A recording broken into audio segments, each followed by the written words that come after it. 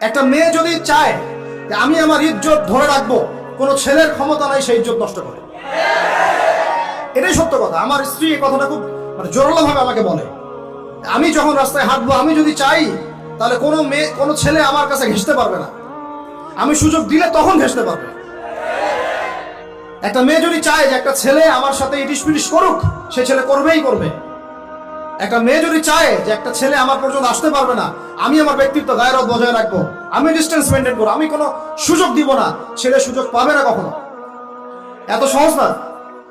সর্বোচ্চ তখন কি করতে পারে, ধরে 10 জন মিলে ধরে ওকে জোর করে তার সাথে কিছু করতে পারে। ওরকম কিছু করলে তো আল্লাহর গজব নেমে আসে। ওই যে সারা আলাইহিস সালামকে তুলে নিয়ে গিয়েছিলেন একটা বাদশা, মনে নেই আপনাদের? সারা আলাইহিস সালামকে একটা বাদশা এরকম উঠাই নিয়ে আসছে। আর সারা আলাইহিস সালাম সবচেয়ে সুন্দরী মেয়েদের একজন ছিলেন পৃথিবীর ইতিহাসে, ইব্রাহিম আলাইহিস সালামের স্ত্রী। তখন তিনি হাত বাড়াচ্ছে তার দিকে ধরার জন্য। আর সারা আলাইহিস সালাম তখন বলছে, দাঁড়ান, আমাকে 2 রাকাত নামাজ পড়তে দেন। 2 রাকাত নামাজ পড়ে তিনি আল্লাহর কাছে হাত তুলে বলেন, আল্লাহ, তুমি জানো আমি আমার সতীত্ব, আমার ইজ্জত, আমার সম্মান আমার স্বামী ছাড়া আর কারোর সামনে কখনো প্রদর্শন করি নাই। আজকে এই জালেমের হাত থেকে আল্লাহ তুমি আমাকে বাঁচাও। ওই দিকে ইব্রাহিম আলাইহিস সালাম নামাজে দাঁড়িয়ে গেছে। ওই জালেম বাদশা যখনই হাত বাড়ায়, হাত অবশ হয়ে যায়, মাথা ঘুরে পড়ে যায়। 3বার 4বার চেষ্টা করেছে, তারপর পারে নাই। শেষে বলেছে, তোমরা আমার কাছে কাকে নিয়ে আসছো, নিয়ে যাও যে আমার সামনে থেকে। পরে উল্টা হাজরা আলাইহিস সালামকে হাদিয়া সহ দিয়ে পাঠিয়ে দিচ্ছে। একটা মেয়ে চাইলে তার ইজ্জত সম্মান এভাবে রক্ষা করতে পারে। তোমরা জেনায় ছেলেরা লিপ্ত করেছে কারণ তোমরা চেয়েছো বলেই করতে পারছো। তুমি ফেতনা না ছড়াতা, তুমি বেহায়ের মতো বাইরে বের না হতা, তুমি তোমার চুল খোলা না রাখতা, তুমি তোমার পোশাক ঠিক রাখতা, তোমার কথা ঠিক রাখতা, তোমার কথার মধ্যে শক্তি রাখতা, মিষ্টি মিষ্টি প্রলোভন দিতা না, বাইকের পিছনে বসতা না, চটপটি ফুচকা খাইতা না, এখানে ওখানে আড্ডা মারতা না, কোন ছেলে তোমার কাছে আসতে পারতো না। তোমরাই কাজ করেছো, ছেলে আসতে পেরেছে। আপনারা তো কিছু হইলে ছেলেদেরকেই দোষ দেন। ছেলেরা তো এমনি আকর্ষিত হবেই। আমি একজন ছেলে হিসেবে বলতেছি এটা না তো বিষয়টা। একটা ছেলের ফিতরত এটা, যে তার কাছে সবচেয়ে সুন্দর মনে হবে একটা মেয়েকে। এটা একটা ছেলের ফিতরত, স্বভাব ধর্ম, এটা চুম্বকের মতো আকর্ষণ করবে। আর এর উপর যখন আপনি এটাকে ফ্রি অ্যাক্সেস করে দিবেন, লাইসেন্স করে দিবেন, বেপরদায় বের হবে, গায়ের জামা কাপড়ে ঠিক নাই, হ্যাঁ, তারপর কথাবার্তা মিষ্টি মিষ্টি প্রলোভিত টানতেছে, সিডিউস করতেছে, তখন তো একটা ছেলে মিসগাইডেড হইতেই পারে, স্বাভাবিক। ছেলেরও দোষ আছে, কিন্তু অবশ্যই এখানে মেয়েরও দোষ আছে। আমরা তো অনেক সময় ঢাকা শহরে দেখি রাত 10টা 12টা বাজতেছে, আমরা মাহফিল করে যাচ্ছি, কোনোদিন বাসায় ফিরতে 1টা 2টা 3টাও বাজে। রাত 3টার সময় ছেলে মেয়ে বাইকে করে ঘুরতেছে ঢাকা শহরে। ওই মেয়েটার কি বাসায় বাবা নাই, ভাই নাই, কোনো স্বামী বা কেউ নাই, মাহারাম কেউ নাই? তো আমরা সুযোগ দিচ্ছি বলেই তো আমাদের ঘর পর্যন্ত ঢুকতে পারছে। সবার আগে মেয়েদেরকে শক্ত হইতে হবে।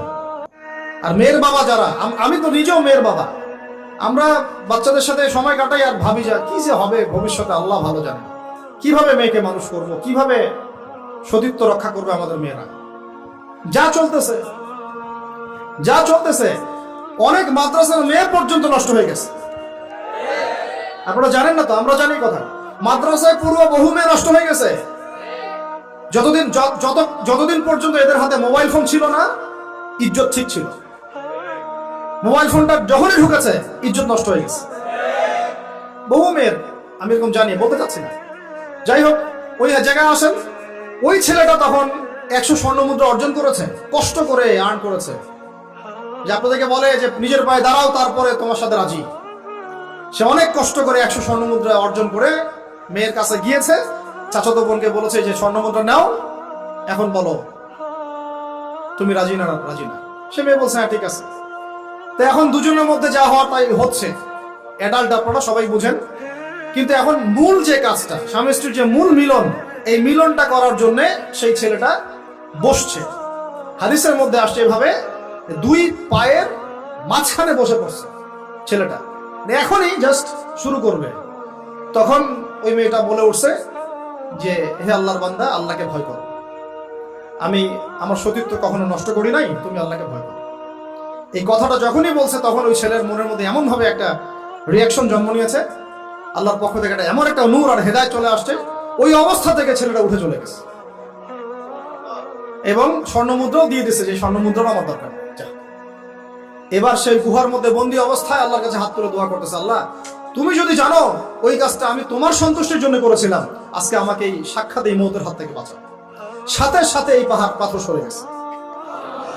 এই হাদিসটা আমি এই কারণে বললাম, যদি আপনি আমি জিনা থেকে বেঁচে থাকতে পারি, ইনশাআল্লাহ তাআলা আল্লাহ পাক সাক্ষাৎ মৃত্যুর মতো এই আযাব থেকেও, বিপদ থেকেও আল্লাহ বাঁচাতে পারে। এটা একটা হাদিস, সবাই মনে রাখবে। দ্বিতীয় একটা বলি, এটা আমাদের সব বিবাহিতদের জন্য। আজকে তো বিবাহিতরাও অভাব নাই। আর আমি আশ্চর্য হয়ে যাই যে বিবাহিত একটা ছেলে, বিবাহিত একটা পুরুষ তার স্ত্রীকে এভাবে বেহায়ার মতো কিভাবে সবার সামনে শো করতে পারে। বিয়ে আপনি করলেন, মোহর আপনি দিলেন, সম্পদ আপনার, তার সতীত্ব আপনার, তার সম্ভ্রম আপনার, আপনি নিজে কেন ওকে এভাবে সবার সামনে উত্থাপন করতেছেন? টিকিট আপনি কাটলেন, সিনেমা সবাই দেখবে, ব্যাপারটা এরকম।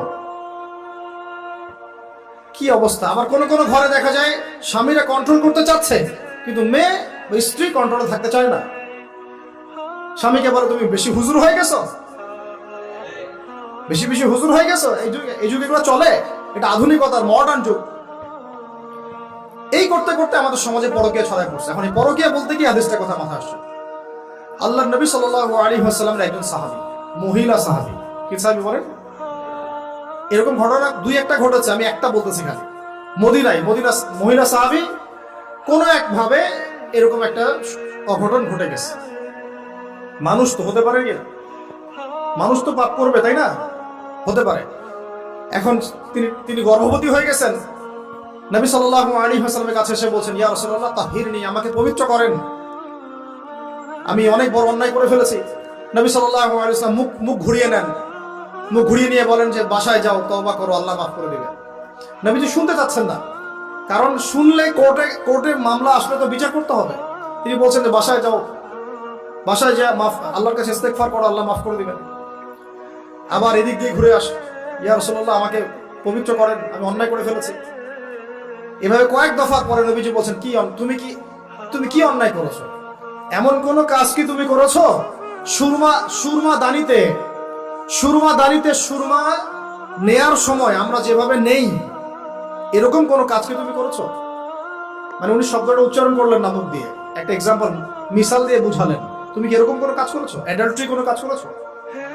তো তিনি বলছেন, হ্যাঁ আমি গর্ভবতী হয়েছি। নবী সাল্লাল্লাহু আলাইহি ওয়াসাল্লাম আমার বিচার করে দেন। তিনি বলছেন যে বাসায় যাও, আগে সন্তান জন্ম দাও, তারপরে দেখা যাবে। সন্তান জন্ম হলো, সেই মহিলা আবার এসেছেন, সাহাবী, ইয়া রাসূলুল্লাহ আমার বিচার করে দেন। বলছেন সন্তান জন্ম হয়েছে, হ্যাঁ। এখন সন্তান কি করে? দুধ পান করে। দুধ পান করাও, 2 বছর দুধ পান করাও, তারপরে বিচার করে দেবো। 2 বছর দুধ পান করা শেষ, সন্তান এখন শক্ত খাবার খেতে পারে। কোলে করে সন্তানকে নিয়ে আসছেন। নবী সাল্লাল্লাহু আলাইহি ওয়াসাল্লামকে বলছেন যে ইয়া রাসূলুল্লাহ, এই যে আমার বাচ্চা দেখেন খেতে পারে, এখন একে আমার বিচার করে দেন। দেখেন তাদের পরকালের কনসেপ্টটা কেমন ছিল, তাদের পরকালের চেতনা কেমন ছিল। এবার নবী সাল্লাল্লাহু আলাইহি ওয়াসাল্লাম বলেন, তোমাদের মধ্যে কে আছো এই বাচ্চার দায়িত্ব নিতে পারো? একজন আনসারী সাহাবী বলছেন আমি। বাচ্চা তার কোলে দিলেন, দিয়ে বলেন এই তাকে নিয়ে যাও, নিয়ে গিয়ে অমুক জায়গায় নিয়ে তাকে রজম করো। কি করো? রজম মানে কি ভাই? কোমর পর্যন্ত মাটিতে গেঁথে দিয়ে পাথর নিক্ষেপ করে, এই রজম করতে গিয়ে তার গা থেকে রক্ত ফিনকি বের হয়ে কোন একজন সাহাবীর, সম্ভবত খালিদ ইবনে ওয়ালিদ রাদিয়াল্লাহু আনহুর জুব্বার মধ্যে গিয়ে লেগেছে। তো তিনি কিছুটা তাচ্ছিল্যের স্বরে একটা বাক্য প্রয়োগ করেছেন যে ছি, এটা কেমন হলো? হ্যাঁ, মানে কিছু বলেন নাই, জাস্ট একটা রিয়াকশন দিয়েছেন যে নবী সাল্লাল্লাহু আলাইহি ওয়াসাল্লাম এই কথাটাই বলতে যাচ্ছি আমি।